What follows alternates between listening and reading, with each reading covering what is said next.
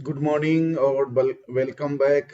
This is Dr. Shivaji Kumar, ex-commissioner for person with disability, and just we have started the law education for the student of law who is doing LLB and who else wants to know about the law also.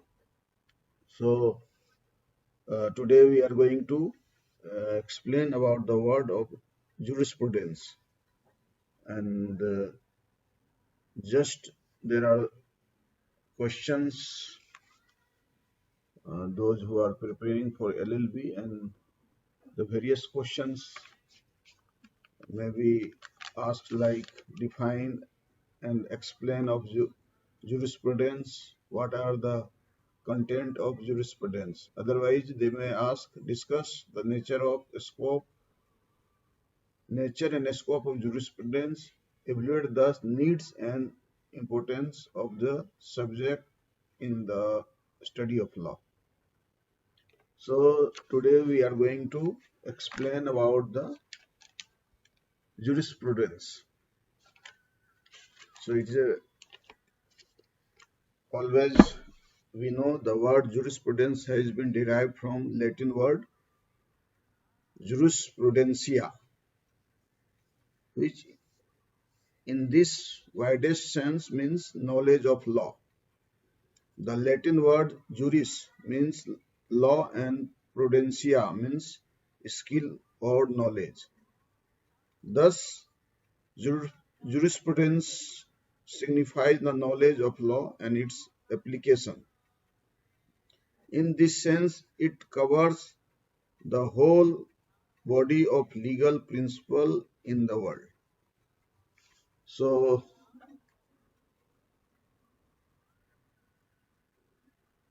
let us we start. So, I think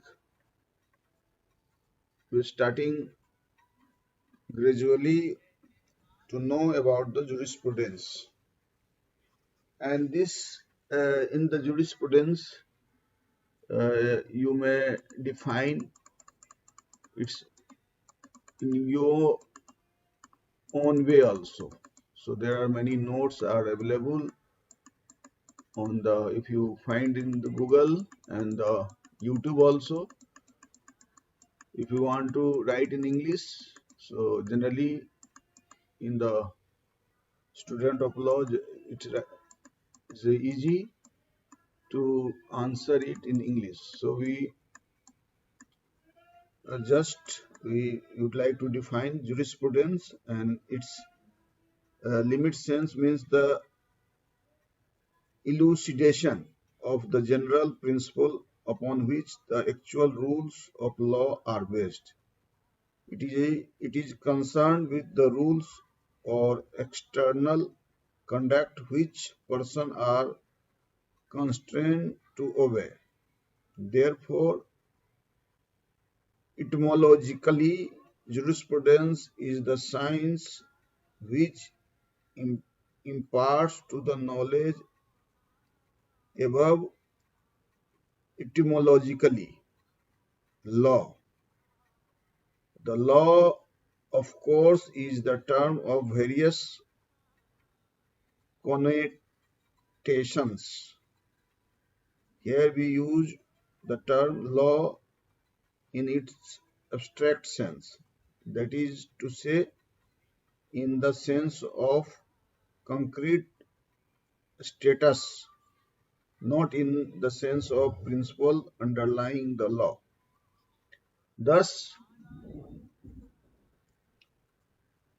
for example, there are various branches of law prevalent in the modern state such as contract, torts, crime, property, trust, companies, labor, relation, insolvency, etc. And its jurisprudence, we have to study the basic principle of each of these branches, and we are not concerned with the detailed rules of these laws. So, I think as we know, jurisprudence is the Vedic Shastra and we gradually study about such as like contract, torts, crime, property, trust, companies, labor, relation, insolvency. So, in the another sense, jurisprudence may be the regards as the philosophy of law dealing with the nature and function of law. This approach to jurisprudence is receiving primarily in modern times, keeping in view the rapid social changes taking place all around the world in recent years. This has eventually given rise to the what is now termed as the functional jurisprudence, the thrust being on interrelationship between law and justice. So it's a obvious it is a interrelationship between law and justice. So it's very important. The Indian jurisprudence owes its origin to ancient concept of dharma, which was considered to be the best way to discipline one's mind. The practice of dharma enables citizens to include sense of discipline in conducting themselves in the society. This eventually brought about peace and prosperity in the society. However, with the march of time and progress of Indian society, the concept of law and therefore of jurisprudence has changed radically. India is now sovereign, socialist, secular, democratic republic. Democracy presupposes government of the people, by the people, and for the people, and therefore citizens are expected to be the self-restrained and self-disciplined. So, just we have defined in how in India the law and justice has started based on the dharma and gurus. People are started to discipline one's mind by the dharma. So different scholars and jurists has defined jurisprudence in its own way.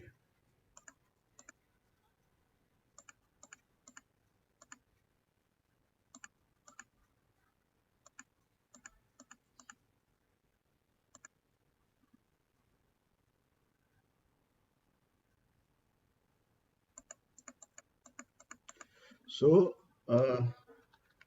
let us start to define the jurisprudence by different scholars.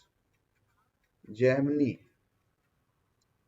has defined dharma as that which is signified by the command and leads to the man's materials and spiritual salvation. According to Vaijnavalkya,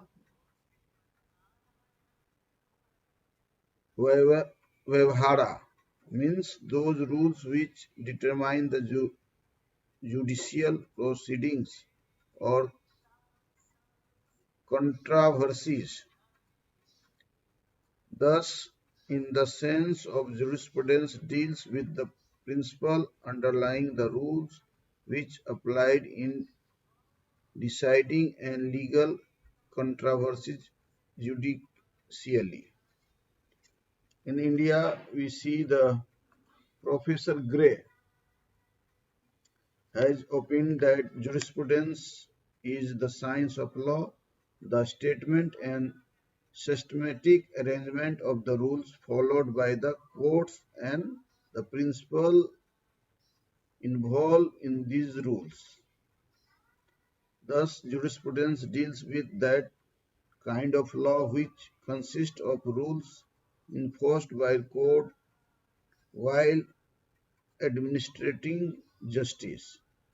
In the other word, the law of juris deals with man and seek to regulate external human conduct in society. So it was defined by Professor Gray. Now Salmon. Salmon was very great jurist, and he also defined jurisprudence in its own way. He defines jurisprudence as the science of first principle of the civil law. Thus, he points out the jurisprudence deals with the particular species of law. Civil law, the law of state. The civil law consists of rules applied by courts in the administration of justice. He agreed with Gray in upholding the jurisprudence is concerned with only juris law and it's not concerned with the laws of theologian and moralist, although they also govern the conduct of man in society. The jurist law regulate external human conducts only and not inner beliefs of man. They are if enforced by courts of judicial tribunals and carry with them sanctions ranging from capital punishment to a fine, even the mere admonition. Thus, certainly, this section and existence of determinants authority for enforcement distinguishes jurist law from that of the moralist. So, it was the Salmon's observation regarding the jurisprudence. Now, we know that Solomon observed that as the science of law, there may be three kinds of jurisprudence. First, it was expository or systematic jurisprudence, which deals with the contents of an actual legal system as existence at any time, whether past or present.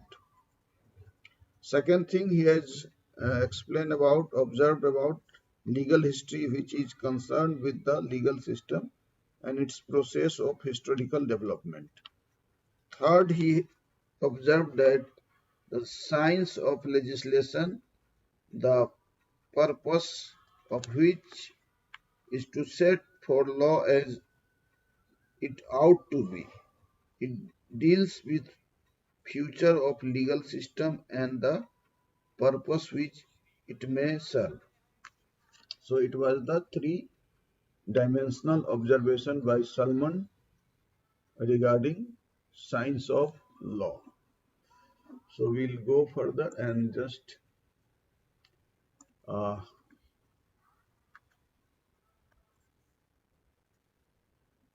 yes, yeah.